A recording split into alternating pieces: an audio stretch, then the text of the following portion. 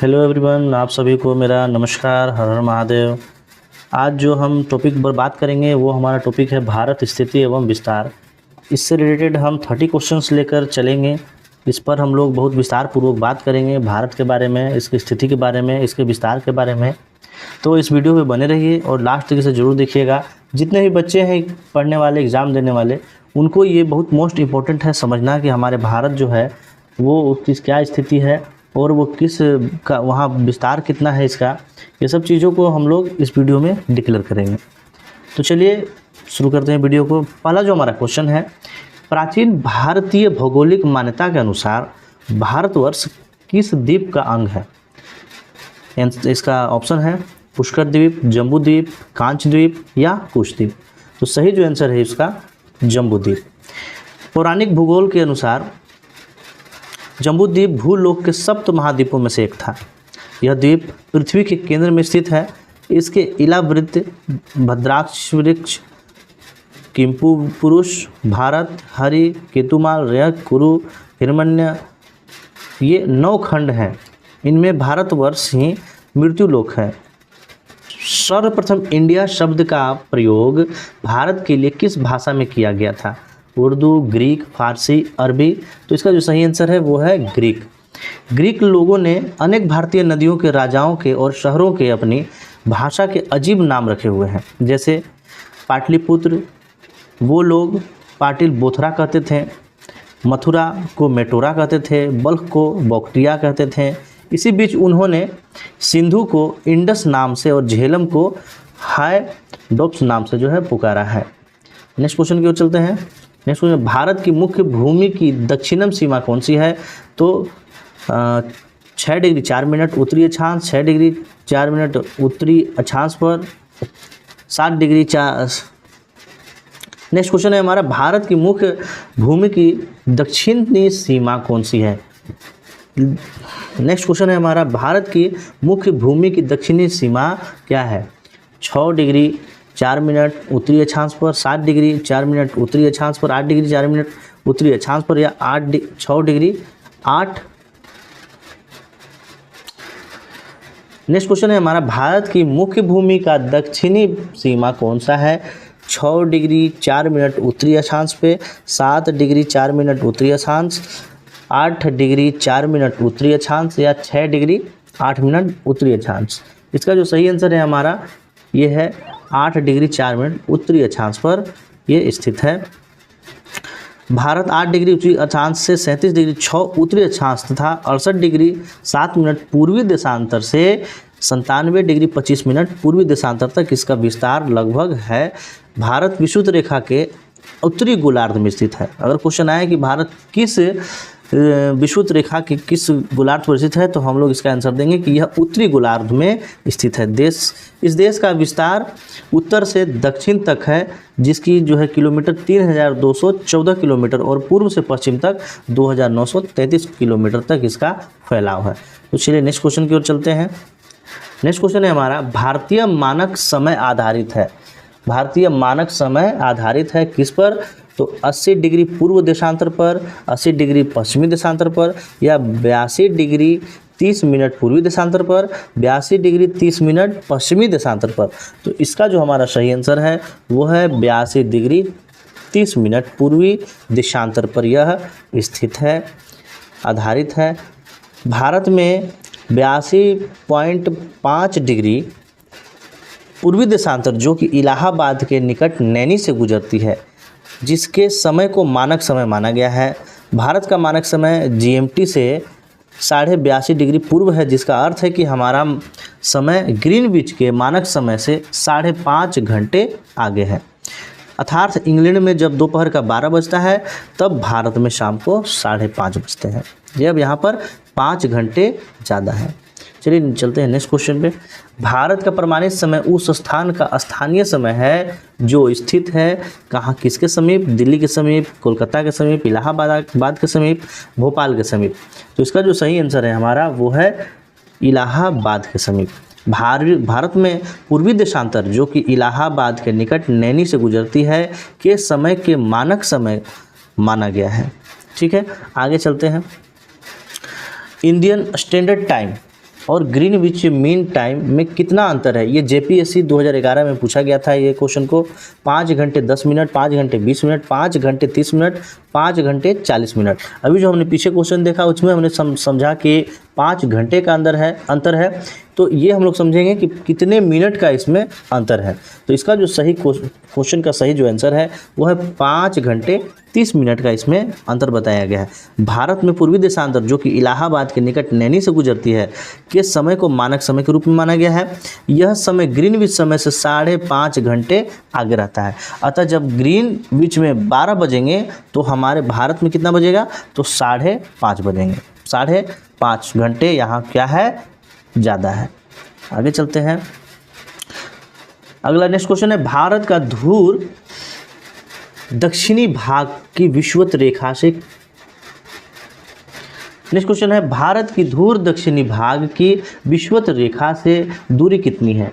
776 kilometre, 867 kilometre, 876 kilometre या 916 kilometre. तो इसका जो सही आंसर है हमारा 876 किलोमीटर इसकी दूरी है।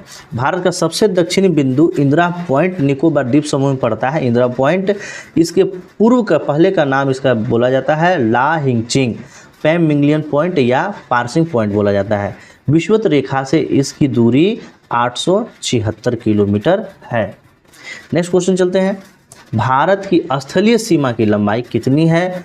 6100 किलोमीटर, 7516 किलोमीटर, 1200 किलोमीटर या 15200 किलोमीटर। तो इसका जो सही आंसर है हमारा 15200 किलोमीटर इसका कुल जो है स्थलीय सीमा लंबाई है। भारत की कुल स्थलीय सीमा लंबाई 15106 या इसे 15200 या 15280 किलोमीटर है, जो कि भारत के 17 राज्यों को छूते हुए तथा 7 देशों के साथ यह लगकर गुजरती है। ये क्वेश्चन क्लियर है? आगे चलते हैं। जो आपको अगर कोई परेशानी हो, कुछ नहीं समझ में आया हो तो आप हमें कमेंट कर सकते हैं, हम उसका रिप्लाई आपको तुरंत देंगे। द्वीप समूह भारत के तट रेखा की लंबाई कितनी है? 6100 किलोमीटर, 6200 किलोमीटर, 7516 किलोमीटर या 8000 किलोमीटर। तो इसका जो सही आंसर है हमारा 7516 किलोमीटर।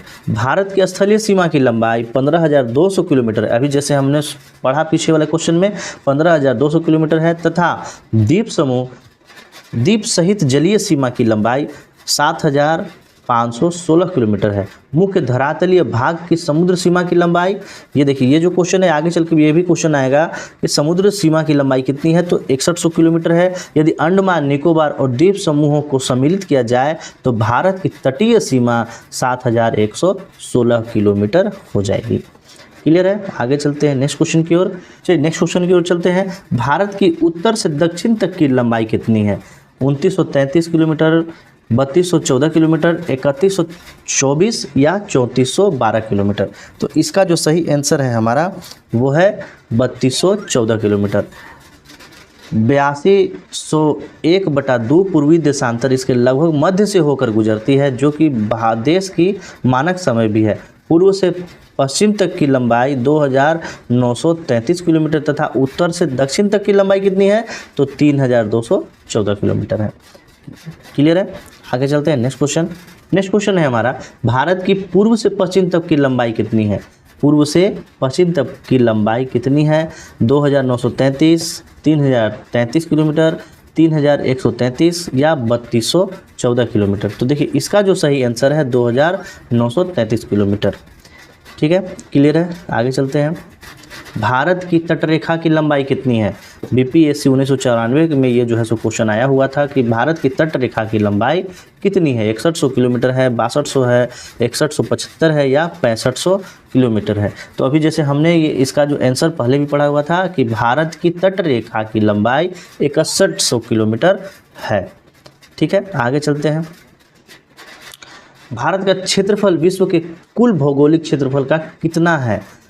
2.2%, 2.4%, 2.8% या 3.2%। तो देखिए इसका जो सही आंसर है हमारा 2.4% है। यद्यपि देश का क्षेत्रफल विश्व के कुल क्षेत्रफल का मात्र 2.42% ही है, किंतु यह किंतु यहाँ पर विश्व की लगभग 16% जनसंख्या निवास करती है। अगर क्वेश्चन पूछा जाए कि भारत में विश्व के कितने प्रतिशत जनसंख्या निवास करती है, तो इसका आंसर होगा कि 16% जनसंख्या निवास करती है पूरे विश्व की। यहाँ के प्राकृतिक बनावट, संसाधन क्षमता आदि को देखते हुए जॉर्ज ब्री केंसी ने अपने भौगोलिक पुस्तक में लिखा कि एशिया की भूमि एवं निवासी में लिखा कि भारत को महाद्वीप का उतना ही अधिकार है जितना कि यूरोप को है। ठीक है, आगे चलते हैं। भारत के कुल क्षेत्रफल का कितना प्रतिशत भाग पर्वतीय क्षेत्र भाग है? माध्य समुद्र तल से माना जाए कि मतलब समुद्र तल से 2135 मीटर या अधिक ऊंचाई के अंतर्गत आता है। तो इसमें कितने आएंगे, कितने प्रतिशत पर्वतीय क्षेत्रफल आएंगे, क्षेत्र आएंगे? तो इसमें 10.7%, 18.6, 27.7 या 43%। तो इसका जो सही आंसर है हमारा, इसका है 10.7%। देश के कुल क्षेत्रफल माना जाए तो 10.7% भाग पर उच्च पर्वतीय श्रेणी का विस्तार है। कुल जितना भी क्षेत्रफल है भारत में, उस पर ऊंचे पाए जाने वाले पर्वत श्रेणी 10.7% पाए जाते हैं, जिनकी ऊंचाई समुद्र तट से 2135 मीटर या इससे अधिक है। समुद्र तट से 305 से लेकर 2135 मीटर तक की लंबाई ऊंचाई वाले पहाड़ियां भी देश के 18% भाग पर फैली हुई है। कम से कम माना जाए तो 305 मीटर की ऊंचाई से लेकर 2135 मीटर तक में कितना प्रतिशत फैला हुआ है पहाड़ियां? तो ये 18% तक फैला हुआ है। नेक्स्ट क्वेश्चन में चलते हैं। संपूर्ण भारत में कितने प्रतिशत भूभाग पर पर्वत और पहाड़ियों का विस्तार है? अभी जस्ट हमने इससे पहले जो है सो पढ़ा था कि ये कितना प्रतिशत है, 10.7, 18.6, 29.3 या 43। तो इसका जो सही आंसर है हमारा, इसका है 29.3% है। देश के कुल क्षेत्रफल पर 10% पर ऊंचे पर्वत श्रेणियां हैं, जिनकी ऊंचाई जो है सो 2135 मीटर या इससे अधिक है। समुद्र तल से 305 से लेकर 2135 मीटर तक की ऊंचाई वाले पहाड़ियां कितनी हैं? 1806%। इस प्रकार कुल पर्वतीय भाग कितना हो गया? तो कुल पर्वतीय भाग का विस्तार हो गया 29.3%। ये दोनों मिलाकर 10.7 और 18.6 मिला दिया जाए तो पर्वतीय भाग, पर्वत और पहाड़ियों का पूरा जो विस्तार है वो हो जाता है 29.3% संपूर्ण भारत में। नेक्स्ट क्वेश्चन है हमारा, संपूर्ण भारत में कितने प्रतिशत भूभाग पर पठार का विस्तार पाया जाता है? तो ये देखिए, इसका जो 10.7%, 18.6, 27.7 या 29.3%। तो जो सही आंसर है इसका, तो ये 27.7% पर भूभाग पर, ये भारत के भूभाग पर पठार का विस्तार पाया जाता है। देश के कुल क्षेत्रफल के 10% भाग पर तो ऊंचे पर्वत है, जिनकी ऊंचाई समुद्र तट से 2135 मीटर या उससे अधिक है। समुद्र तट से 305 से लेकर 2135 मीटर तक ऊंचाई वाली पहाड़ियां जो है 18% पर है मिलाकर। और इस प्रकार कुल पर्वतीय भाग 2903% हो गया। समुद्र तट से 309 से लेकर 915 मीटर तक की ऊंचाई वाले पठारी भाग का विस्तार भी देश के 27.7% क्षेत्रफल फैला हुआ है। नेक्स्ट क्वेश्चन की ओर चलते हैं। संपूर्ण भारत में कितने प्रतिशत भूभाग पर मैदान का विस्तार पाया जाता है? 10.7%, 18.6, 27.7 या 43%। तो इसका जो सही आंसर है हमारा, 43% भूभाग पर मैदान का विस्तार पाया जाता है। क्लियर है यहाँ पे? नेक्स्ट क्वेश्चन चलते हैं। भारत की प्रादेशिक जल सीमा टेरेस्ट्रियल वाटर समुद्र तट से कितनी समुद्री मील की दूरी तक है? 12 मील, 24 मील, 111 मील या 200 मील तक। देखिए यहाँ पे कह रहा है जल सीमा, वही प्रादेशिक जल सीमा जहाँ से भारत की जल सीमा खत्म हो जाती है, समुद्री जल सीमा खत्म हो जाती है। तो इसका जो सही आंसर है हमारा, इसका है 12 मील तक जो है सो इसका सीमा लगा हुआ है। प्रादेशिक समुद्री सीमा जिसे टेरिटोरियल सी, जिसकी आधार रेखा से समुद्र में 12 समुद्री मील तक प्रादेशिक सीमा माना जाता है। समुद्र में प्रादेशिक सीमा 12 नॉटिकल मील भारत का संपूर्ण अधिकार है। नेक्स्ट क्वेश्चन है हमारा, भारत का संलग्न क्षेत्र कॉन्टिजियस जोन प्रादेशिक जल सीमा के आगे कितनी समुद्री मील दूरी तक फैला हुआ है? 12 मील, 24 मील, 100 मील या 200 मील तक? तो इसका जो सही आंसर है हमारा वो है 24 मील तक है। अवच्छिद मंडल या संलग्न क्षेत्र कहा जाए कॉन्टिजियस जोन, जो आधार रेखा से समुद्र में 24 समुद्री मील तक अवांछित मंडल सीमा है। अवांछित मंडल में भारत के 3 प्रकार का आधार मिला हुआ है: साफ सफाई का आधार, सीमा शुल्क वसूली, वित्तीय आधार। ये 3 आधार जो है अवांछित मंडल में भारत को 3 आधार मिला हुआ है। आगे चलते हैं, नेक्स्ट क्वेश्चन है, भारत का एकांतिक आर्थिक क्षेत्र एक्सक्लूसिव इकोनॉमिक जोन संलग्न क्षेत्र के आगे कितने समुद्री मील तक दूरी तक बना हुआ है? आर्थिक क्षेत्र के बारे में पूछ रहा है कि आर्थिक क्षेत्र कितने समुद्री मील दूरी तक फैला हुआ है हमारे भारत का? 100 मील, 200 मील, 300 मील या 400 मील तक? तो इसका जो सही आंसर है हमारा 200 मील तक जो है वह आर्थिक क्षेत्र समुद्री मील दूरी तक है। अनन्य आर्थिक क्षेत्र एक्सक्लूसिव इकोनॉमिक जोन, जिसे EEZ कहा जाता है, आधार रेखा से भारत की आधार रेखा से 200 समुद्री मील तक भारत का अन्य आर्थिक क्षेत्र है। अन्य आर्थिक क्षेत्र में भारत को 3 तरह के अधिकार मिले हुए हैं। इसमें 200 मील, पहला जो है 200 समुद्री मील तक नए द्वीपों का आप निर्माण कर सकते हैं। दूसरा है वैज्ञानिक परीक्षण का भी अधिकार है 200 मील तक।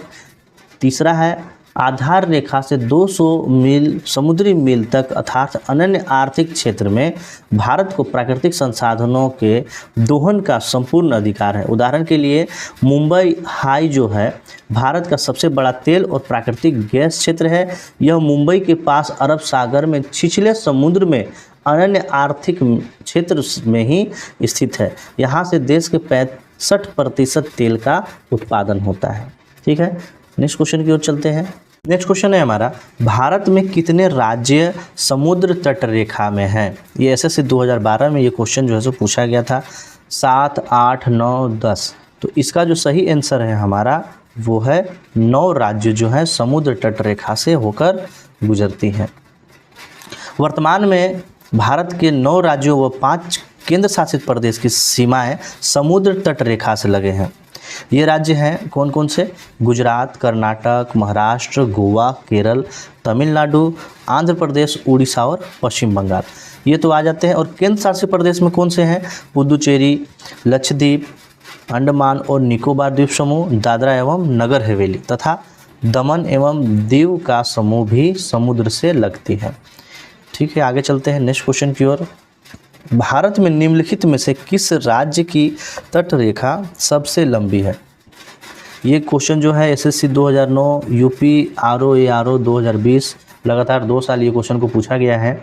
आंध्र प्रदेश, गुजरात, तमिलनाडु या केरल?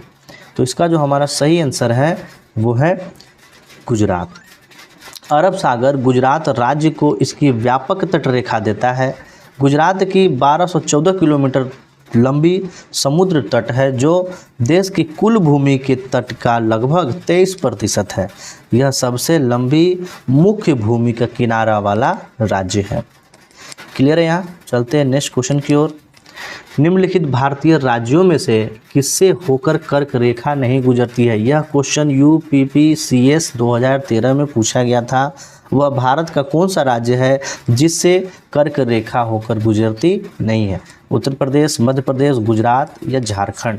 तो इसका जो हमारा सही आंसर है वो है उत्तर प्रदेश। इससे जो है सो कर्क रेखा होकर गुजरती नहीं है। भारत में कर्क रेखा कैंसर लाइन 8 राज्यों से होकर गुजरती है। पहला है गुजरात, राजस्थान, मध्य प्रदेश, छत्तीसगढ़, झारखंड, पश्चिम बंगाल, त्रिपुरा और मिजोरम। इतने 8 राज्यों से जो है सो ये कर्क रेखा गुजरती है। क्लियर है? आगे चलते हैं। कौन सी अक्षांश रेखा भारत के मध्य से होकर गुजरती है?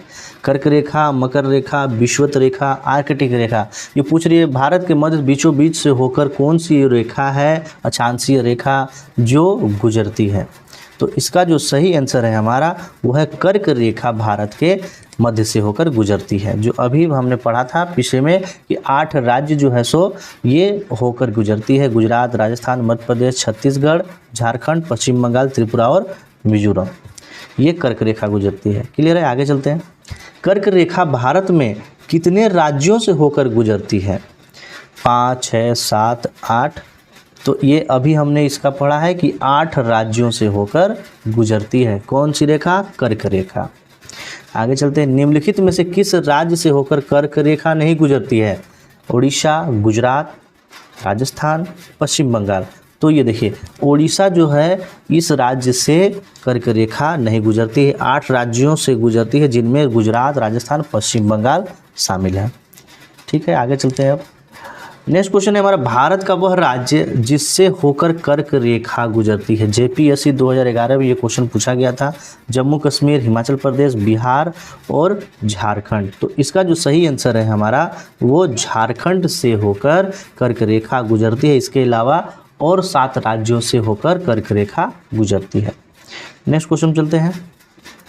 भारत की मुख्य भूमि का दक्षिणी नोक पॉइंट कौन सा है? Indira point, Calimere point, Indira column, Nariman point. कौन सा पॉइंट है? तो भारत का हमारा सबसे दक्षिणम भूमि, सबसे अंतिम में दक्षिण में पाया जाने वाला भूमि वो कौन सा है? तो इंदिरा पॉइंट है। इसके बारे में और जान लेते हैं। भारत का सबसे दक्षिणी बिंदु इंदिरा पॉइंट है, जो निकोबार द्वीप समूह में स्थित है। इसका ग्राम नाम इंदिरा पॉइंट रखा गया है। भारत की भूतपूर्व महिला जो थी प्रधानमंत्री इंदिरा गांधी के ऊपर इसका नाम रखा गया है। इसके पूर्व का नाम जो था, पहले का नाम था ला हेचिंग पेंगलिमियन पॉइंट था, पारसिंग पॉइंट। लेकिन 21 फरवरी 1949 में इसका नामकरण बदलकर इसका जो है सो नाम जो है सो इंदिरा पॉइंट रखा गया। लेकिन आधिकारिक नामकरण समारोह 10 अक्टूबर 1945 में इसका किया गया था। नेक्स्ट चलते हैं। भारत के दक्षिण में सबसे दूर स्थल कौन सा है? एसएससी 2013 में ये क्वेश्चन पूछा गया। कैप कैमेरियन पॉइंट, कैलिमिरियन, इंदिरा पॉइंट या पोर्ट ब्लेयर। तो अभी जैसे हमने क्वेश्चन पढ़ा कि दक्षिणी बिंदु भारत का सबसे लास्ट पॉइंट कौन सा है दक्षिणी बिंदु पर? तो वह है इंदिरा पॉइंट। ठीक है, ये किसके भूतपूर्व कौन महिला जो थी प्रधानमंत्री? तो इंदिरा गांधी थी, उन पे ये नाम रखा गया था। इसका और कौन सा नाम है? तो इससे पहले इसका नाम था, जो नाम बदला गया उससे पहले इसका नाम था ला हीचिंग और पेमिलियन पॉइंट तथा पार्सन पॉइंट। कब बदला गया था? तो 21 फरवरी 1949 में इसका नामकरण परिवर्तन किया गया था। क्लियर है? आगे चलते हैं। इंदिरा पॉइंट का अन्य नाम पार्सन पॉइंट, ला हीचिंग, पेगमेलियन पॉइंट या इनमें से सभी। तो ये सभी जो है सो इसके नाम है। ठीक है, तो आई होप आप लोगों को ये सारे क्वेश्चन जो है सो अच्छे लगे होंगे, आपको समझ में भी आ गए होंगे। अगर अच्छा लगा, समझ में आया, तो आप हमारे चैनल को लाइक कीजिए, सब्सक्राइब कीजिए और वीडियो को लाइक कीजिए, शेयर कीजिए, ताकि और भी ज़्यादा बच्चों को पता चल सके। और मिलते हैं अगले क्वेश्चन में। आई होप आप लोगों को इसके बाद जो है सो और भी अच्छा कंटेंट मैं दे पाऊँ, ताकि आप हमारे साथ जुड़े रहें। ठीक है, ओके, थैंक यू।